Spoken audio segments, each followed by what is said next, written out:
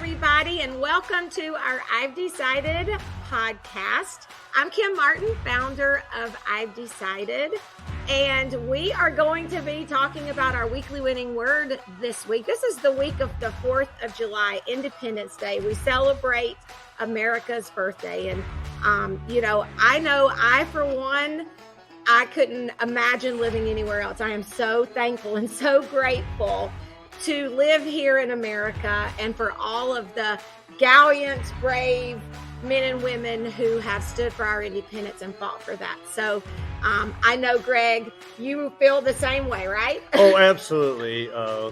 Seeing the American flag flying all over, it just kind of brings that heartwarming, proud, brave, gallant feeling. And I have the same feeling you have. Absolutely. So I think it's just so funny that our word this week is gallant. It just fell perfectly into this holiday week. And so I am excited to have my guest here with me, Greg Eberle. Hi, Greg. Hey, how are you? Great. And there's good reason for you to be here because this word fits what you do very well also. So Greg, you're the manager out at Hopedale Wellness Center, but you also are very involved with the Special Olympics. And so when we talk about gallant, the definition of gallant, actually, I want to tell you guys, it's showing courage or being very brave. So courageous and brave, that's what the word gallant means. So, one of the things I talk about in the weekly winning article that I send out to all of our members, Greg, is that, fear is the biggest thief of our goals and dreams. Absolutely. And it has a good purpose, but it also can feed us false information and cause us to make decisions that maybe we shouldn't make out of fear. And so obviously I didn't even realize this, but you were sharing the motto for the Special Olympics. So I want you to share that, but I just want to kind of hand the floor over to you a little bit and tell us a little bit about yourself, what you do out at the Hopedale Wellness Center, and also the Special Olympics, and share that motto that you guys have because it fits so perfectly. Sure. Well, thanks for having me here and everything. I am the manager of the Hopedale Wellness Center out at the Hopedale Medical Complex. I've been there for about 14 years. I'm an athletic trainer by profession, and I've been doing this for 30 years. I deal with a lot of young athletes. I deal with a lot of active adults. In my workplace. And then with Special Olympics, it's something that I've been involved with for 14 years. Wow. It all started with giving a donation in a boot that looked like a foot. And next thing you know, here I am leading our medical team for the state of Illinois. Wow. It's been a wonderful, wonderful journey, and that I'm continuing to move forward on. And it's, when you talk about, your topic today, gallant, gallant, that word, it encompasses everything that we do, out at Hopedale, being brave, being courageous, as everybody did, during the COVID, times, we saw a lot of brave young men and women, step up to the plate. We see that in our playing fields with our young high school athletes, being brave, being courageous, stepping outside of those comfort zones, being able to, do things that they never thought they can do. But, working with Special Olympics, that is, it holds a special place in my heart. I've been doing that, working with Special Olympics for about 14 years. And when I read your article, I couldn't help but think of the motto, for Special Olympics, which is, let me win, but if I cannot win, let me be brave in the attempt. Isn't that awesome? And that when you hear that spoken with thousands and thousands of athletes at one time in an arena, it just, it makes you pause, and appreciate the environment that you're in and who you're serving, and who you serve outside of that environment. How can we as individuals be brave in our attempt to do anything that we want to do, but as you stated before, that fear factor, and that, being able to work through your fears to become brave and courageous, That's no easy task. No. That's no easy task. And I think that is a topic that everybody fights each and every single day, especially in our world today. It's not an easy world right now, and it's tough. So, being able to be courageous, just to walk out of our just door. to walk out of our door Today takes Exactly. takes courage. Oh, absolutely, you have to have courage. But you know what? Courage is all about your mindset Mhm. and everything. Because your mind will tell you stories and stories and stories. You know what? And the stories that you believe are the stories that you're going to live. And you got to be careful, because the human mind is a very, very, very complex thing, and it will tell you a lot of stories. And it's the ones that you believe are the ones that you're going to live. And I think everything from the Special Olympics to our athletes at the high schools to our patients in the hospital, you see how it all integrates into our society. Mhm. And I think it's a barrier, but yet it's something that we need to continue to work towards, because that's how we're going to thrive in today's world. And we got to continue to educate people, and that's why we do this. Yes. That's why we're here at I've Decided, is to help people recognize their mindset and how your brain really does work. Absolutely. And I think for so long, our brain is designed to keep us alive, right? Absolutely. That's what its job is, 100%. to keep us alive and comfortable. And so anything that would interfere with that, that your brain would think would harm you or make you uncomfortable, it's going to work against you. Absolutely. But here's the kicker. It's based on what you know. It's based on your life experiences, and it's based on what's been told to you. Absolutely. So it's been programmed, and some of that information is good and real and true, quality information. Absolutely. But there's a lot of that information that is not true, right? That you've got to really work at figuring out what is that, like exactly what you said. What am I going to believe? Right. What is the truth here? Well, and I think when you talk about belief, I think it's your resources of life. Where are you getting your information from? Are you reading a book? That in a historical book, or are you looking at things on social media? What are you believing? What are you seeing? What are you feeding your mind on a constant basis? Because persistence and consistency in any kind of input is going to be impactful, and I believe that's going to chart your course of actions. What you're going to believe, what you're going to see, what you're going to hear, and everything. So I think it's all habitual. I think there's I think developing good habits. That's one thing we teach with our young athletes. Good habits, and how habits, seem to work together in order to create good decisions. For example, we have 10 rules with some of the athletes that I train. First one here, number one rule is focus. What are you focused on? Are you focused on the violence? Are you focused on love? Are you focused on your performance? What are you focused on? Because whatever your brain is focused on, consciously or subconsciously, that is where your behaviors are going to turn towards and everything. So looking at that focus, and then as we go through those, the 10 rules, I'm not going to get deep into it because we go very deep into it, but it goes. Well, you'll have to come back another podcast, and we'll have to tune in and learn all those 10 rules. But our 10 rules, they follow suit with each other, and we go, and our first rule goes to our 10th rule, which is our golden rule, is never quit. Right. No matter what. Never. You know what? And that 10th rule falls in number, always be uncomfortable. It's okay to be uncomfortable. Being uncomfortable is how you grow. Yes, I know. And we're struggling with that in our society today. Absolutely. Okay, that's a total label. I was going to say nobody. Some people do, but the percentage of people who want to push themselves outside of their comfort zones, who want to be uncomfortable, is getting less and less. That's right. There's a large percentage of people who are saying, no, I don't like that. Right. No, that makes me feel weird. No, I don't want to do that. Right. And it's like, there's no growth there. You're just going to stay stagnant and not become the best version of yourself. And we can't have that. We just can't have that, because we're designed to continue to grow from the moment we take our first breath as babies until the day we take our last breath, which hopefully at least 100. But Right. obviously we don't all get there, but till the day we take our last breath, we have to constantly be striving to grow and be better.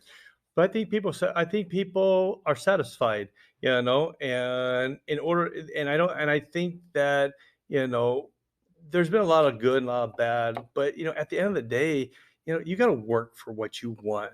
I think we've gotten into a mindset that we're owed something, and really we're owed nothing. Right. If we got what I mean, if we I always say, if I got what I deserved, right, I wouldn't even be sitting here right today. It would be terrible. And I think working hard for what you want and everything, that's your reward.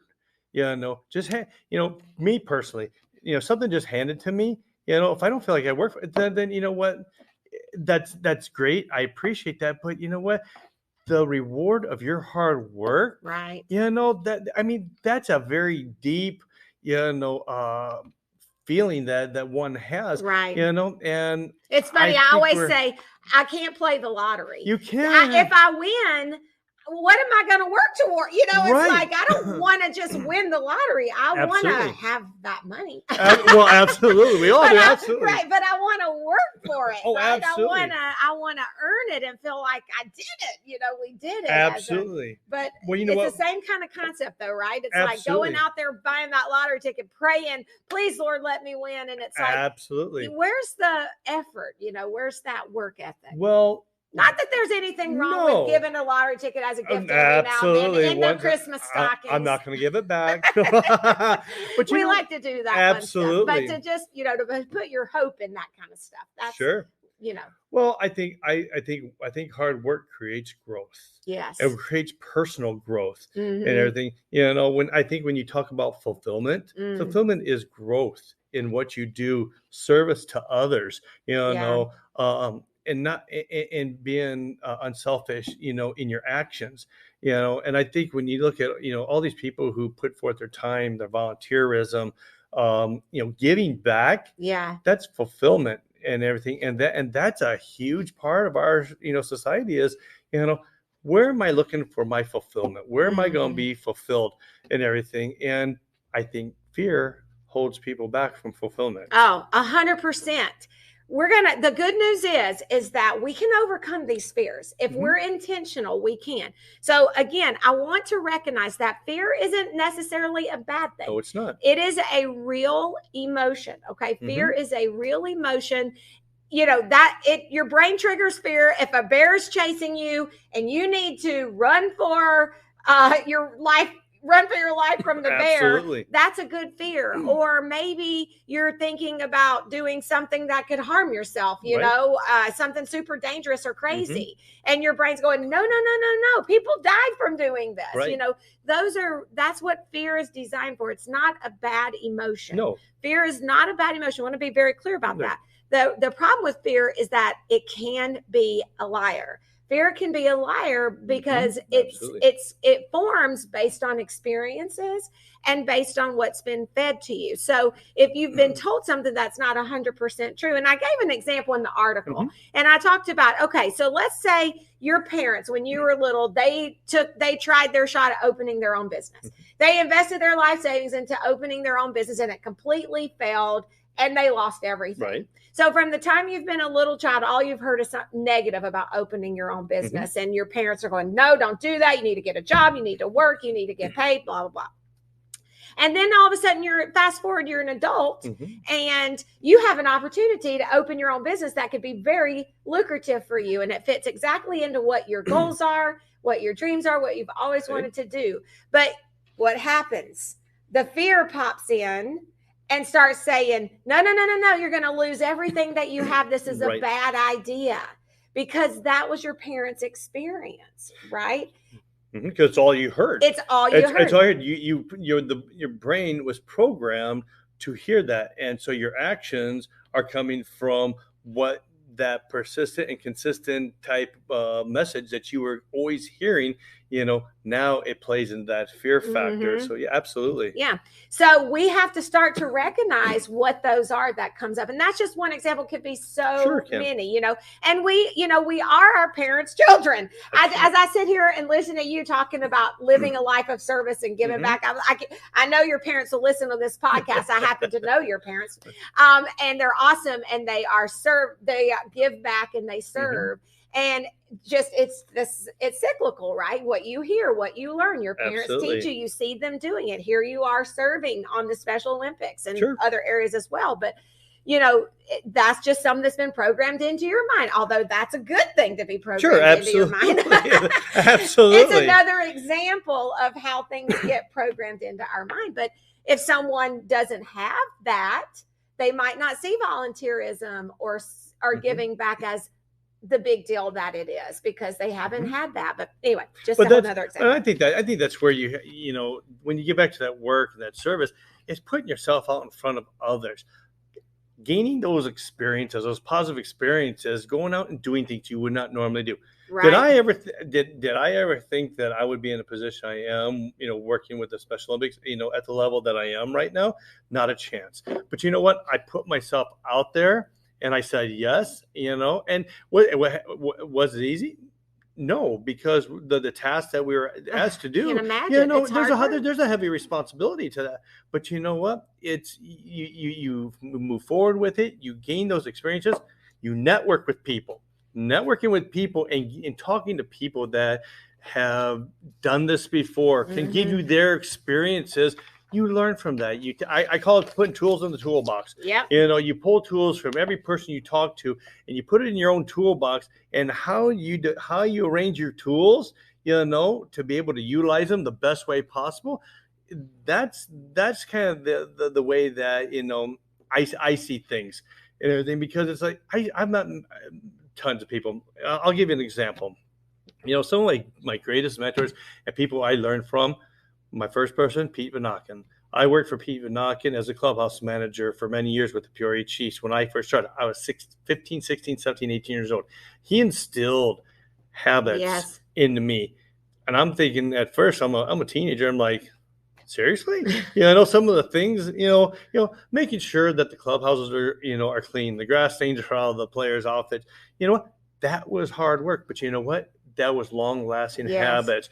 Other people, Bruce Sowers, when I worked for the Peoria Rivermen, teaching me, how you have to work for what you get. You should not expect anything to be given to you, because he was a hard-working man and built his own life too. Then I go back to people like Maggie Rutenbeck from the Special Olympics, which is the person that got me started in Special Olympics. Right. Her looking at her love and her passion for what she did, and her caring, empathetic, sympathetic, towards Special Olympics and what she does and what she has sacrificed, is like, that's somebody that I want to be like, So you have all these people that come across in your life, and I'm not just saying that those three people are the only people who were impactful in my life. Those are just examples. Those are heavy examples, but everything from family. Everything from, going out and just saying hi to somebody on the street, might be somebody that, the good Lord put in front of you for a reason. Yeah. But you're never, ever going to get to where you need to be unless you put yourself out there. Yes. So and the way you do that is to be more gallant, right? Absolutely. And so the key to kicking fear to the curb, I say, is a gallant mindset. And so there are 3 important things that we focused on this week for our members that we can do to be more gallant. And we've kind of covered some of these, but we want to bring it back into a little package. So you can write these down as you listen and take some good notes and take these back with you and apply them. And the first thing is to do hard things, which you've been sitting here preaching for a little while. That's exactly what we're talking about. Olympics, that's hard. I mean, not everybody gets there. Absolutely. And, in Special Olympics, these are people talk about they have to truly overcome some obstacles to even learn how to do the sports that they do. And the hearts are so big, and the will to want to compete and win and do the best that you can. that's a Special Olympic athlete. It's heartwarming when you go to a Special Olympic event. You'll see athletes supporting other athletes. If somebody is struggling, you're going to see all the athletes, cheering them on. Once again, being brave in the attempt. Yeah, if you can't win, be brave. Be brave. And have good sportsmanship, and and help others that might need that little extra help. Yeah. And it's wonderful. So yeah, stepping out and being able to I guess you step out of that comfort zone. Well, it's exactly what you've been saying. It's like growth happens on the other side of comfort zone. I run. It's one of the things that I do that I think is probably one of the hardest things that I do. And it's hard. Running is not easy. Absolutely. And it is a very hard thing. And it was very hard for me because I didn't run my whole life. I didn't start running until I was in my 30s. And if you'd asked me in my 20s, if I would have ever been a runner, I would laugh at you and say I couldn't run from my door to the mailbox. But I started to learn, and then I started to realize, wait, this is hard, but I can do it. Absolutely. This morning we went out at 5:00, and the humidity, you felt like you were swimming. Absolutely. It was like we're in Peoria, Illinois, is where we are today on June 5th, and it's like 100 degrees outside. Absolutely. And this morning was one of the most humid days we've had so far this year. But, because I've done it enough, I know I can do it. It was hard. It was super hard. I thought I was going to die the whole time I was running. I'm like, I'm sure I'm about to die at any minute. Absolutely. But you keep going because you can do hard things.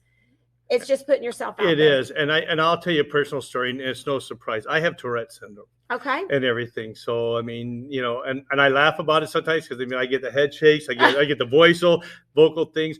But you know what?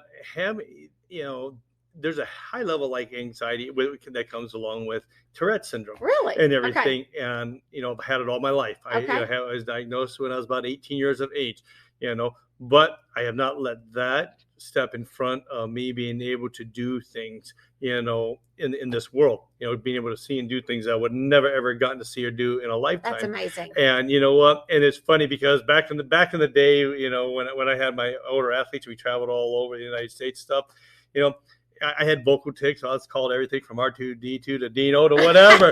You know what? I'm laughing with you. But you know what? But that's a key thing. If you can't laugh at yourself, you know what? And if you put barriers up there, there's nothing you can do. It's the way we are. It's the way God. That's right. Greg. So I'm not going. So I was like, I'm not going to let this prevent me from doing things. I put it out there. I laugh about it. It is what it is. But you know what? You can't let that create a fear of well, what is he going to think about me? What's she going to think about me? That's a lot of times when I do speaking presentations, I always make a joke of it. So everybody knows that if I got a head twitch or something. It doesn't hold you back because it really just comes off as excitement. It does. I mask it well. I was like, he's awful excited. This is great. I am excited. No, I am excited, but yes, but I have to, and you do that because you find a way to accommodate. Right. I don't call it a disability. I call it just it's something I got going on with my brain and with my body. It is what it is. We try to avoid that word around that's here. Exactly right. We, as you know, because your parents, you have a nephew that's a part of PUP. Absolutely. And we provide support to PUP, and we love PUP, people with unlimited potential, and that is for young adults that I like to say have special abilities. Absolutely. And because if we look at disability, there's not a single human being living that doesn't have absolutely one. And I learned that from my friend Kurt. I don't know if you've met Kurt White. That's a part of. He's in that picture over there that you can see, but he was born without his right arm, and then with a rare dwarfism, and he has a short left arm, and just some real challenges. Absolutely. But his message is living life as a handicapable person, and that's what he talks about. He says you can see my disabilities. Absolutely. But then he talks about the things that he struggled with, that he's overcome, that were disabilities that you couldn't see. Right? Like alcoholism. Right. You can't see that. Nope. We all have something that can hold us back. We all have, whether it's extreme personality or Tourette's, or we were born with a being a little more short than someone, or a little more tall than someone, or, with an extra chromosome that someone else doesn't have, Absolutely. or whatever. But we all have to overcome whatever it is that's pulling us, that we feel is pulling us back. We can't give in to that. Right. We have to accept it, embrace it. But and the biggest thing is, it's a choice. Yeah. Yes, everybody has whatever they might have, but we have to choose how we want to live. Are we gonna let things handcuff us and prevent us from moving forward? Or are we gonna choose to live the best life right now and everything, and be brave in the attempt and whatever that you do? I see it every single day. You see it every single day. Everybody doing hard things. That's how you grow as a person. That's how you grow as a community, and that's so important to embrace. And it's okay to do hard things. It is okay. Stop telling yourself that you shouldn't do hard things. But it's a good thing to do a hard thing. But the other thing you want to do with hard things, it's okay to fail. Yes. I think that's why people a lot of times don't want to. The fear of failure. And you know what? You're going to fail more than you succeed. But you know what? You build character through failure and everything, because you learn from it. If you let failure knock you down and keep you down, then you know what? Then failure is winning. But if you fail at something, then you go again and you go again and you learn from it, and you keep it. You be persistent, you consistent, and you get after it. And eventually, you're gonna have those successes. And so fear of failure is a big part of a lot of people's lives.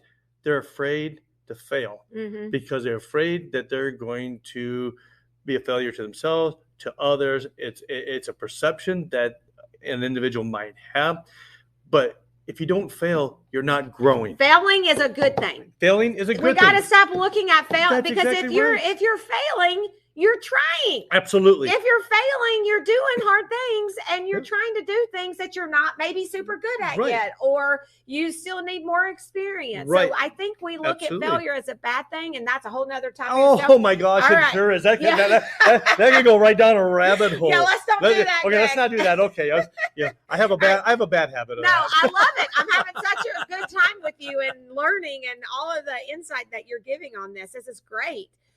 Okay, so do hard things. And the second thing that you can work on to have a more gallant mindset is to do an evaluation. Okay, so the old pros and cons list, right?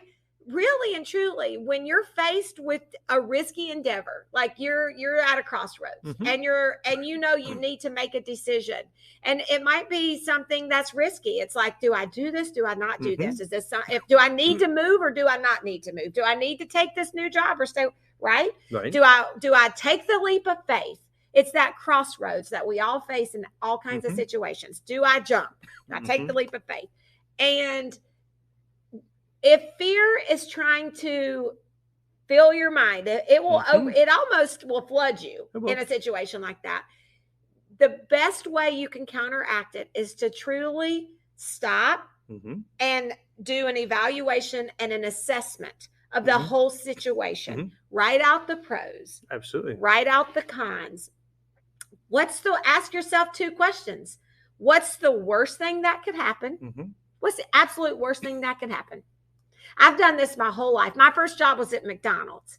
And as you say, talking about those people that mentor you, I didn't know it at the time. I learned this. It was an interesting story how I found this out. But anyway, I had no idea at the time, but at 15 and 16 and 17 years old, I worked at McDonald's, and I was trained so well. They had the best training program really I've ever seen. I don't know if they still do it, but it turns out I was working for one of the best franchisees within the whole McDonald's organization, who owned some McDonald's in Mobile, Alabama, where I was from. And I know, and in hindsight, I'm like, well, no wonder it was the best, because he trained at 15 years old. He trained me like I was an executive director or something, Absolutely. I mean, like he was molding me into the best little, fast drive-through tenant he could have. Absolutely. I learned how to upsell. I mean, at 15 years old, I learned what an upsell was, and so anyway, he was invested. They were invested in you to help you with and I find that the same way, is that you don't realize how much people invest in you because they see a potential in you, Yeah. but that you never ever know until you get to an Yeah. age and it's like, hey. But the point is, I always say to myself, the worst case scenario is I can get a job at McDonald's. Right. I'm not going to go hungry. That's exactly if right. At the absolute worst case scenario, if I try this and it doesn't work out and I can't earn a living, then I can go apply at McDonald's. And I'm pretty sure I have the qualifications to get a job there. Absolutely. And that's the worst case scenario in my mind. So it's like, then I'm going to do it. What is the absolute? So you ask yourself, what is the worst case scenario? Absolutely. And then the other question is, what's the best thing? Absolutely. What could be the best scenario that could come out? 100%. When you talk about evaluation, I think organizing your mind, your thoughts. Once again, it comes by. I think it comes with all the input that you get from others. But one of my ways that I deal with my self-evaluation is asking the power of why. Yes. Why? Why am I doing this? Why am I doing this? And it's going to follow it. It's going to take you to a point that you're going to get to a deeper level. As why am I making these decisions and everything? And I think I like using the power of why in my personal evaluation process.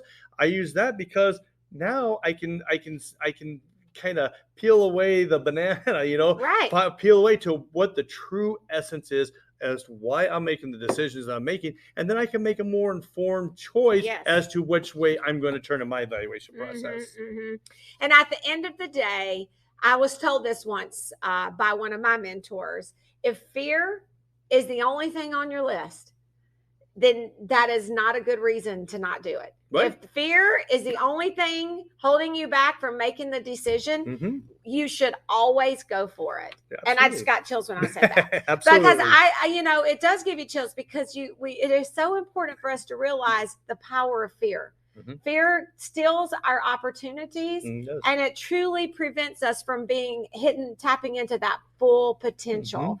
Fear is a good thing when necessary, Absolutely. but if we're not using it in the proper way, it really is a thief. It can suck the life right out of you, to a point of, that depression or the sense or you question your self-worth and everything. So don't let fear stop you from doing what you love to do. That's right. Or want to do. And the third thing is, and we've talked about this quite a bit too. You're talking about it with your mentors, but seek wisdom. Absolutely. You've got, there's so many, I love that scripture that says nothing new under the sun, right? Right. Everything that can be done has pretty much already been done. Right. And so you can find someone, nothing is a better teacher than experience. Right? Absolutely. Experience those failures in your lifetime, Absolutely. those experience, hindsight 2020, Absolutely. whatever you want to call it. Experience, there's no better teacher, but the next best thing is to talk to someone who has accomplished what you want to accomplish. Absolutely. If you know someone who successfully achieved the goal that you're working towards, why would you not want to talk to that person? I always say, not everybody knows everything. Okay. Really? I know. But you're right. You become who you surround yourself with. Yeah. You take on those mindsets, you're taking on, those ideals. Doesn't mean you have to be like that person, but it means that if you take that in, make yourself your own person, but utilize those resources. Oh, there's so many people out there that are so wise in what they do, and you might do things one way, but they may say, hey, try a little bit, try this. And all you got to be able to do is listen. Open your ears, close your lips, and listen, more. You'll be amazed at what you learn. You'll be amazed at what you learn and what the world can offer you.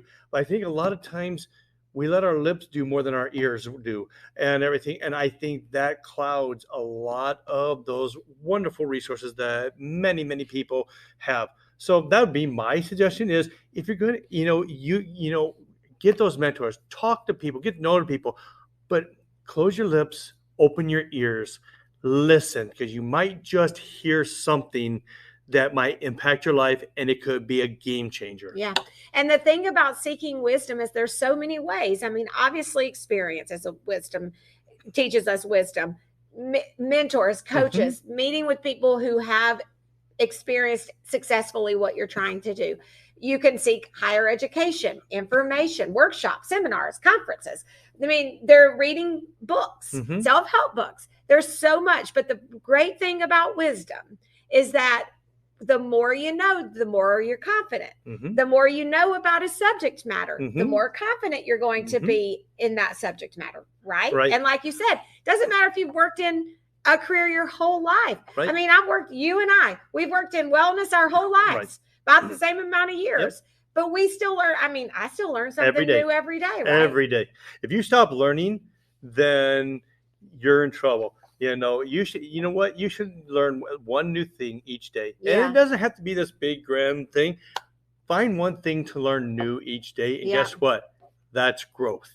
That's how you're going to grow, is by picking up nuggets of information and learning from it, and walking away. It could be the color of a wrapper, but you know what? You learned that the color of the inside of this wrapper is this. You've learned something. That's how cognitively your brain develops, is by constantly feeding the information. And here's the beauty of wisdom. If you seek it, you will find it. Absolutely. Right? And so, those are the three things. There's plenty, but those are the three things that we really focused on this week within our I've Decided community of how we can grow that stronger mindset. Do hard things, evaluate the situation, seek wisdom. And I want to just encourage all of you listening and tuning in. I want to say thank you. And Greg, thank you so much for being on the show. What an amazing, this guy's great. I could talk to you all day, every day. Like I feel so fired up. I'm like, what can I do next? Well, I have this bad habit of just, I just talk. Well, maybe that's why I'm having so much fun, because we're the same. Well, thanks for keeping me on track, because you get me on one subject matter, I can go right down this rabbit hole, and oh boy, we can go a whole different direction. So thanks for having me. I appreciate it. I really appreciate that. I will just appreciate your feedback and all the great insight that you gave us today. So in our community every week in the weekly winning resource, we give out a challenge. And so I just want to leave you guys tuning in with this, because I just think this is a great challenge for all of us. All right. What is something you would do if fear wasn't holding you back? So if you didn't have a fear of losing money, or fear of not having enough time, or fear of what people would think, or fear of failure, right? What is it that the little froggy that rides around on your shoulder that's like, you should do that. You should do that. It'd be great. What's that one thing? And so I really want to encourage you to evaluate the situation, to really sit down and think it through. What are the pros? What are the cons? What's the worst thing that could happen? Seek out some wisdom. Absolutely. Talk to someone who's been down the path that you're wanting to go. Get some feedback from someone that's smarter than you, and and ask yourself, what's the worst thing that can happen? What's the best thing that can happen? And just take some time to really figure it out. And maybe you might realize you should go for it. And the one last thing I would say, and be honest with yourself. Sometimes we try to fool our own selves. Yes. And that creates havoc. Be honest and true to yourself, and I tell you, your fulfillment will grow exponentially. But be honest with yourself. Yeah, that's great advice. Great advice, Greg. Greg Eberle, you guys. Thank you very much. Thank you so much. All right, thank you guys for tuning in. I hope you've enjoyed our I've Decided podcast this week, and you will tune into our next episode coming up. Every week we have an episode for you.